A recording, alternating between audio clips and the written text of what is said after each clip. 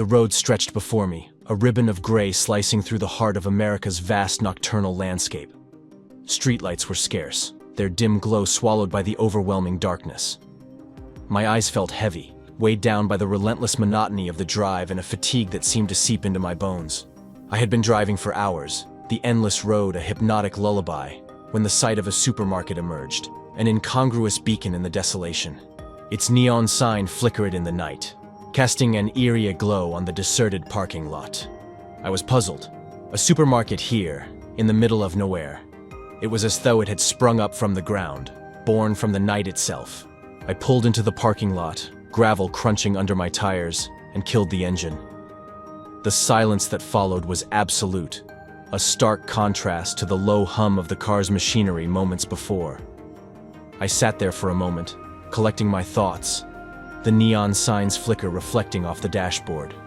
Pushing the car door open, I stepped out into the cool night air.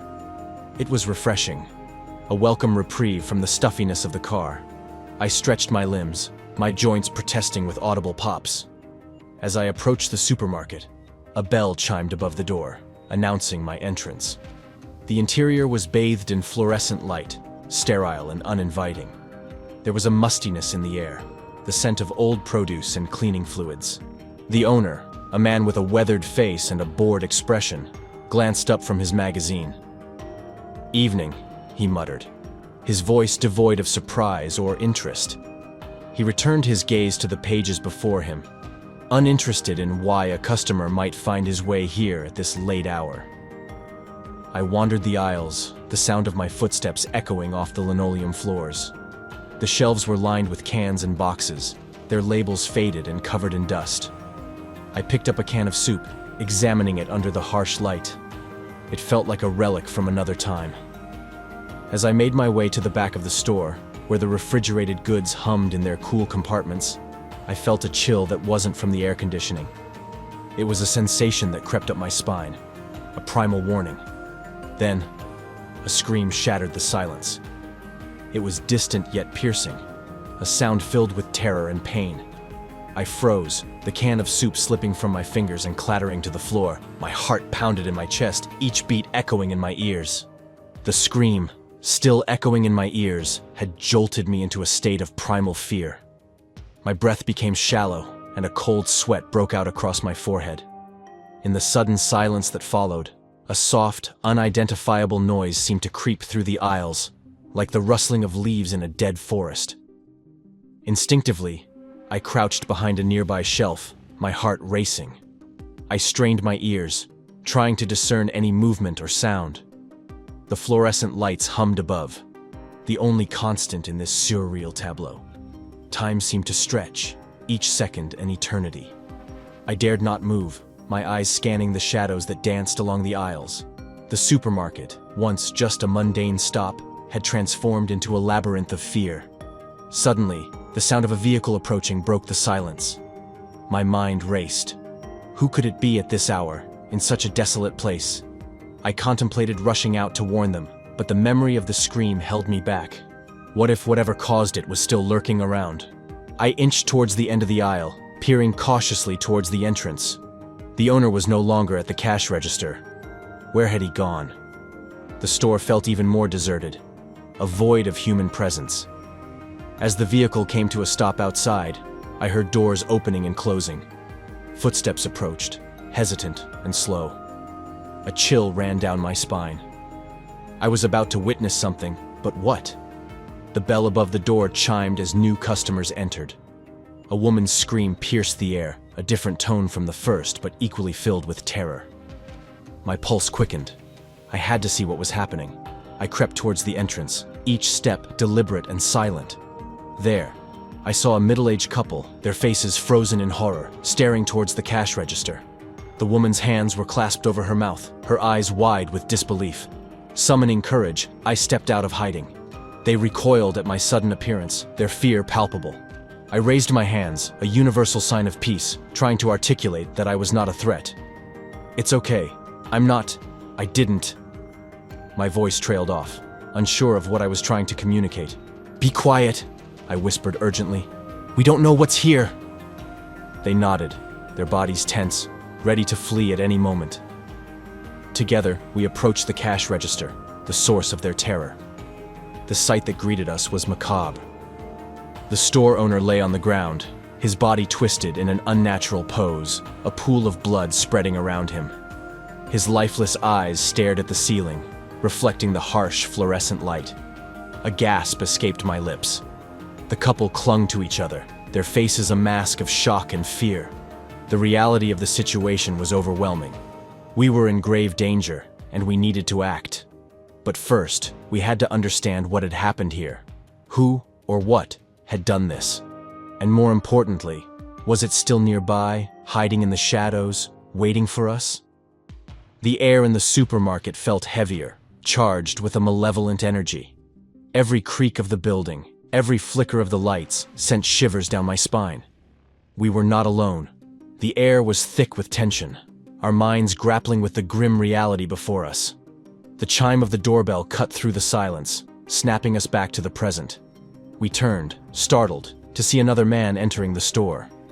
His initial confusion at seeing us huddled together quickly turned to horror as he caught sight of the body. The newcomer, a tall figure with a rugged appearance, staggered backwards, hand covering his mouth as nausea overwhelmed him. We exchanged anxious glances, the unspoken fear in our eyes mirroring each other's. Realizing the need for action, I suggested calling the police. But as we each pulled out our cell phones, a sinking feeling set in. No signal. The isolation of our location had become our enemy. "We need to find a landline," I said, my voice barely above a whisper. The group nodded in agreement, and we began a frantic search for a stationary phone. The supermarket seemed larger now, each aisle a potential hiding place for more horrors. Finally, we found the phone, but our hope was short-lived. The cord had been deliberately cut, rendered useless. A collective sense of despair washed over us. We were cut off from the world, trapped in this nightmare. Gathering in an aisle, we introduced ourselves in hushed tones. The new arrival was John, his face still pale from the shock. The couple, Mark and Sarah, clung to each other, their eyes wide with fear. As we started to discuss our next steps, the sound of the doorbell chimed again. 3 more people entered, their faces etched with the same confusion and fear that had gripped us moments before. They froze at the sight of the group and the visible bloodstains on the floor. "We have to leave now," one of them exclaimed, panic in his voice. The atmosphere was electric with fear, everyone ready to bolt at the slightest provocation. But where could we go? The night outside was dark and unwelcoming, the road seemingly endless. And yet, the supermarket had become a place of death and dread. Staying here felt just as dangerous as venturing out into the unknown. We hastily explained the situation to the newcomers, their faces turning ashen as the reality of our predicament sank in.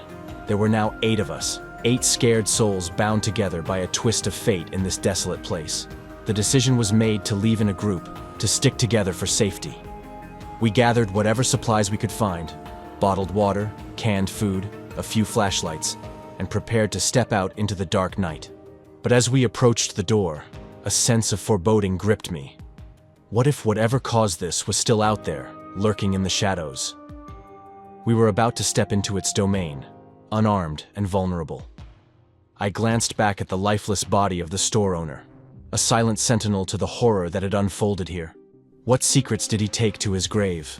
What unseen danger lurked just beyond our perception? With a deep breath, we pushed open the door, stepping into the cool night air.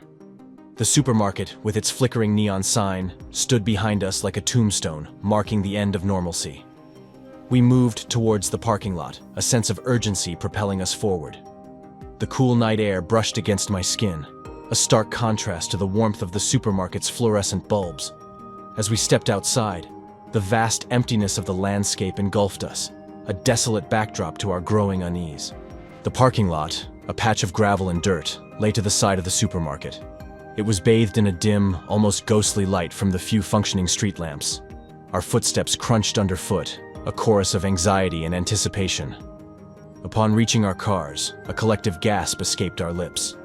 Each vehicle had its tires slashed, deflated, and useless. Mark knelt down, inspecting the damage. "Looks like they've been cut with a knife or something like claws," he said, his voice trembling with disbelief. Jack, one of the new arrivals, pointed out something even more alarming. The fuel tanks of the cars had been ruptured, gasoline pooling beneath them, reflecting the moonlight in sinister, shimmering patches.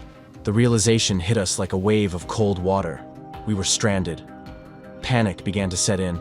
Emily and Anne, the other two newcomers, clung to each other, their faces pale with fear. Seeing their distress, Jack suggested taking them back to the light and relative safety of the supermarket. Left to inspect the cars, Mark, Sarah, John, and I exchanged worried glances. "What now?" Sarah whispered, her voice barely audible over the howling wind. We felt exposed, vulnerable in the open space of the parking lot. As we discussed our limited options, a sudden, blood-curdling scream pierced the night. It came from the direction of the supermarket. Without a word, we sprinted towards the building, fear lending speed to our steps. The supermarket loomed before us, its flickering neon sign casting an eerie glow. The bell above the door rang violently as we burst inside, our hearts pounding in our chests. Our breaths were ragged, hearts pounding as we reached the supermarket. The flickering neon sign cast a haunting glow, illuminating a scene of unimaginable horror. The bodies of Emily, Anne, and Jack lay before us, torn and twisted in unnatural positions, their lifeless eyes staring into nothingness. We stood frozen, the shock paralyzing us as we stared at the carnage. The air was thick with the metallic scent of blood, a stark reminder of our vulnerability in this nightmarish reality. The urge to flee was overwhelming, every instinct screaming to escape this place of death. Suddenly, a loud crash echoed from within the supermarket, snapping us out of our trance. A shelf had collapsed, the sound echoing like a gunshot in the silence of the night. It was the trigger we needed. Mark, driven by primal fear, grabbed Sarah's hand and bolted, with John following close behind. I remained, my gaze fixed on the interior of the supermarket, trying to comprehend the chaos. That's when the alarm blared to life, its piercing siren slicing through the night. And in that moment, amidst the cacophony of sounds, I saw it. A silhouette in the shadows. It was an abomination, a grotesque fusion of wolf and man, but far more twisted and repulsive. Its eyes glowed with a malevolent intelligence, a predator sizing up its prey. My legs finally found their strength, and I ran, following the others into the moonlit night. The clouds gathered overhead, casting us into darkness as the lunar light waned. I could hear my heartbeat in my ears, a frantic drumming that matched my steps. But I was slower, the terror and shock weighing me down. Soon, I lagged behind the others. My breaths were short and labored, each inhale a struggle against the fear that threatened to consume me. Eventually, we had to stop, our bodies no longer able to sustain the frantic pace. We huddled together, panting and wide-eyed, in the middle of the road. The night was oppressively silent, the sound of our heavy breathing, the only sign of life. Then, from somewhere in the distance, came a howl. It was a long, mournful sound, filled with an ancient hunger and rage. It was the call of the beast, a sound that chilled us to our very souls. We exchanged terrified glances, realizing we were not the hunters in this game. We were the hunted, and the beast was closing in. The realization brought a new wave of panic, a desperate need to find shelter, to find safety. But where could we go? The supermarket was a death trap. The cars were useless, and the vast, open road offered no protection. We were exposed, vulnerable, and every shadow seemed to hide unspeakable horrors. "We need to keep moving," Mark said, his voice barely above a whisper. "It's out there, waiting for us." We set off again, each step a battle against the fear that gripped our hearts. The howl of the beast echoed in our minds, a haunting reminder of the nightmare that had become our reality. The night stretched on, endless and unforgiving. We were lost in a world of shadows and terror, with only the faint hope of dawn to guide us. Our feet pounded the pavement, the rhythmic thud a desperate mantra against the enveloping darkness. The road stretched endlessly before us, a vacant artery in the heart of a desolate landscape. Every so often I glanced over my shoulder, half expecting to see the monstrous silhouette pursuing us. The hope of encountering another soul on this forsaken road was dwindling with each passing moment. Night had fully descended, its cloak of darkness punctuated only by the stark light of the full moon above. I pulled out my mobile phone, the screen a feeble light in the overwhelming darkness. No signal. We were still cut off from the world, alone in our plight. As we trudged forward, the distant howl pierced the night once more, sending a shiver down my spine. It was closer this time, a haunting reminder that our pursuer was still out there, bidding its time. Panic surged through use, and we broke into a run again. Our breaths came in short, sharp gasps, the cold air stinging our lungs. The relentless fear propelled us forward, the instinct to survive overriding all else. We had been running for what seemed like an eternity when a glimmer of hope appeared on the horizon. Headlights cut through the darkness, growing steadily closer. Our hearts leaped with renewed hope. Salvation, at last, it seemed.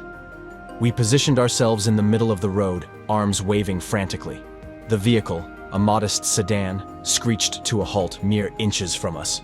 The driver, an elderly man with a face etched with lines of time, peered out, his expression a mix of confusion and fear. In a frenzy, we pleaded for his help, our words tumbling out in a torrent of desperation. After a moment of hesitation, he unlocked the doors, and we clambered inside, a tangle of limbs and relief. John took the passenger seat, while Sarah, Mark, and I squeezed into the back. We urged the man to turn around, to drive away from the lurking horrors of the supermarket and whatever lay beyond. As the car turned and picked up speed, I saw the relief wash over my companions' faces, a brief respite in our night of terror. But when my gaze fell on John, my heart sank. His eyes darted nervously, his body tense, as if bracing for something. His unease was palpable, infecting the rest of us with a renewed sense of dread. What did he see? What did he know? Without warning, John lunged at the driver, his hands grappling for the steering wheel. The car swerved violently, the world outside spinning in a dizzying blur. Shouts and screams filled the air, a cacophony of terror and confusion. Then, as suddenly as it had begun, the world went silent. The car had flipped, tumbling into a ditch by the side of the road. We hung suspended in our seats, the only sound our ragged breathing. As I struggled to comprehend what had just happened, the weight of John's actions bore down on me. What had driven him to such madness? Was it fear or something more sinister? In the dim light of the car's interior, I saw the fear in my companion's eyes turn to confusion, and then horror as they looked at John. His face was a mask of desperation, his eyes wild and unseeing. The aftermath of the car crash left us dazed and disoriented. Crawling out from the wreckage, we each bore the weight of our collective disbelief. Helping Sarah and Mark out, I couldn't shake the feeling of being trapped in a nightmare. We all turned to John as he emerged, his body shaking uncontrollably, an unnerving sight that sent chills down my spine. Sarah's voice broke the tense silence, laden with despair. "John, why? Why did you do this?"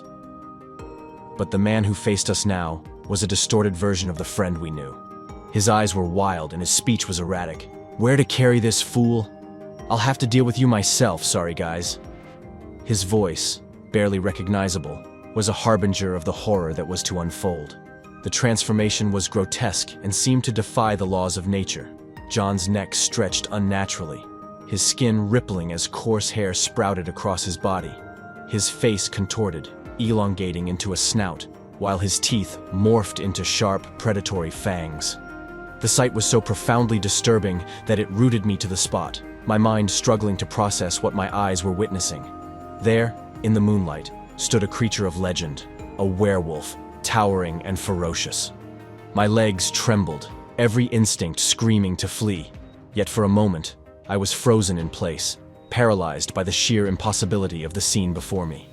It was Mark who broke the paralysis, his survival instincts kicking in. He bolted, with Sarah following close behind him. The realization hit me like a cold wave. We had to scatter, to divide the beast's attention if any of us were to have a chance at survival.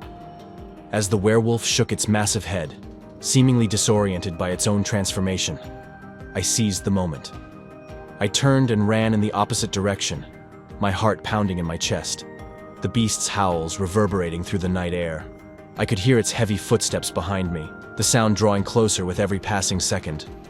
I pushed myself harder than I ever thought possible, my lungs burning with each breath. The fear was a tangible force, driving me forward even as my muscles screamed in protest. I dodged through trees and leapt over bushes, the underbrush tearing at my clothes and skin. Somewhere in the distance, I heard a scream, a sound so filled with terror that it spurred me to run even faster.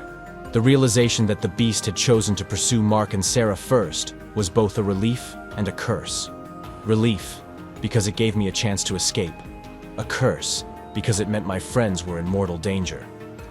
I continued to run, my mind a whirlwind of fear and adrenaline.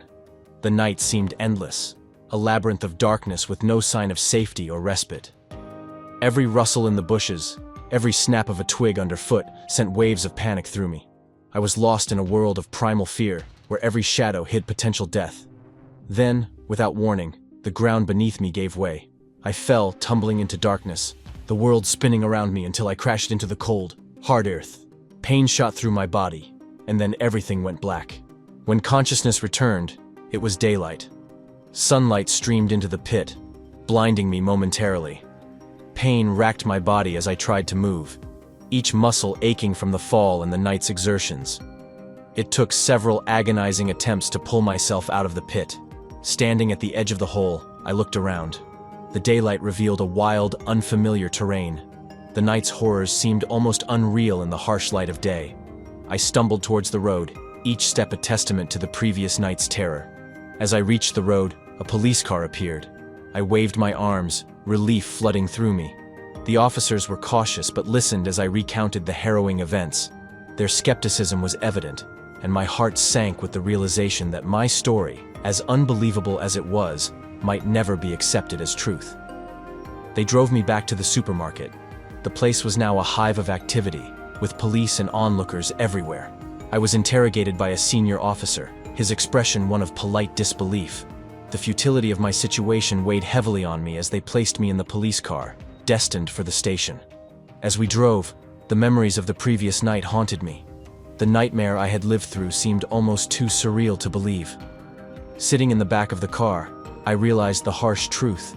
In a world of rationality and logic, my story of horror and werewolves would always strain credulity. The car journey was a blur, my mind replaying the events over and over. The werewolf, the screams, the chase. It was a tale ripped straight from a horror film, yet it was my reality. And in that moment, the sinking feeling that no one would ever believe my story settled deep within me.